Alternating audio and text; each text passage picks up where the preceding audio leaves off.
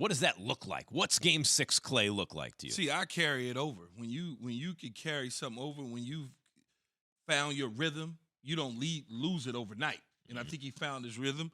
I think it's a 33 point type game, but there's a spurt there that gets him to 33. And it's like a 6 of 9 from 3, 6 of 10 from 3 type shooting performance. That's what I think. See, I'm with you. I think games because you guys know you're setting them up for a dud, right? Right, of course. Yeah, everybody in the world is like, "Oh, Game 6 Klay. Here it comes." He's talked about it. But Well, it's I'm not gonna even- go watch YouTube footage of But Game it's 6 not even- Klay. It's not even that for me though, Jay. What it is I'm watching Game 5 and him play the way he played in Game 5, and I don't anticipate he getting ready to do this. Just fall off. Yeah, the way I it was- anticipate him continue to go in the right direction. It was the way, I think he picked up his 4th foul after he hit 2 consecutive three-pointers, but it's the way the threes where they were so pure. It was like, oh, here it comes. I'll say this. This is what I think Game 6 Klay looks like. I don't know what the final stat, I don't know if it's 30 points, but I do agree about the quick burst. I think it's 12 quick third-quarter points on like 5 possessions. He comes away with 12 points, and in that span, they were down 6 or 8, and now all of a sudden they're up 2-4. You know, something like that. Yeah, it's not about the point total to me.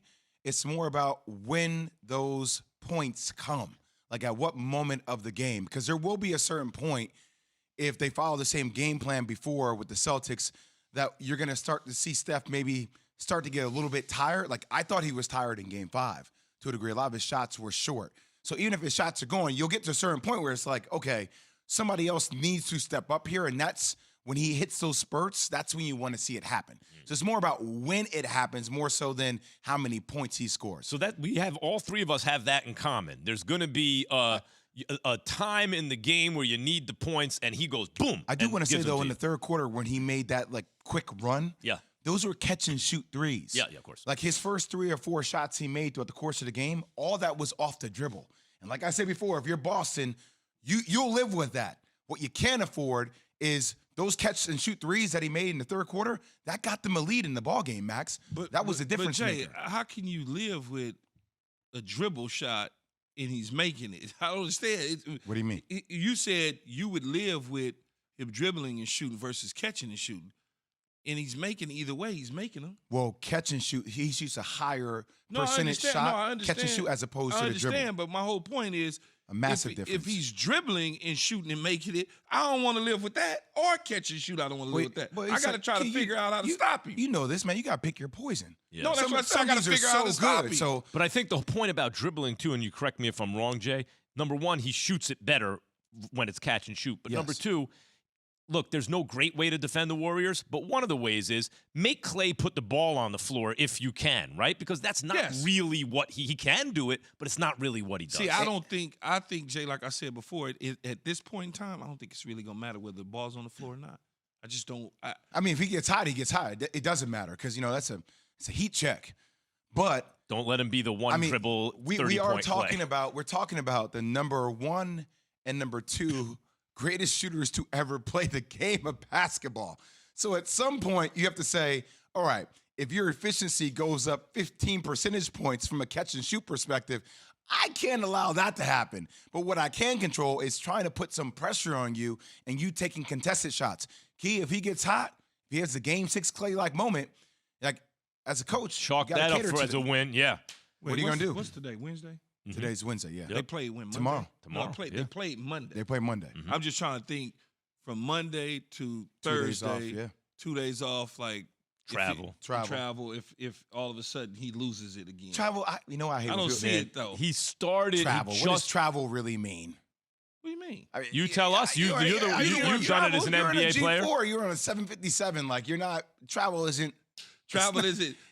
You got a massage therapist working on your feet on the 757. Come on, fellas. The bus is pulling out. There we go. Take off your shoes. Let me see what's in that bag, Let me get a chiropractor on the plane on your private little compartment while you travel. Come on, fellas. The bus is pulling out. We got to make it to Poughkeepsie. 50-hour bus rides. It's not minor league baseball. Travel. Yeah. So it's not a big deal, travel, Jay. No. No, I wasn't talking about travel. I was just thinking, do you lose that heat? Yeah. from Monday to Thursday. You got the good thing going. Yeah, you want to all keep of a it sudden going. it disappeared. All I'm saying, we know Boston fans, right?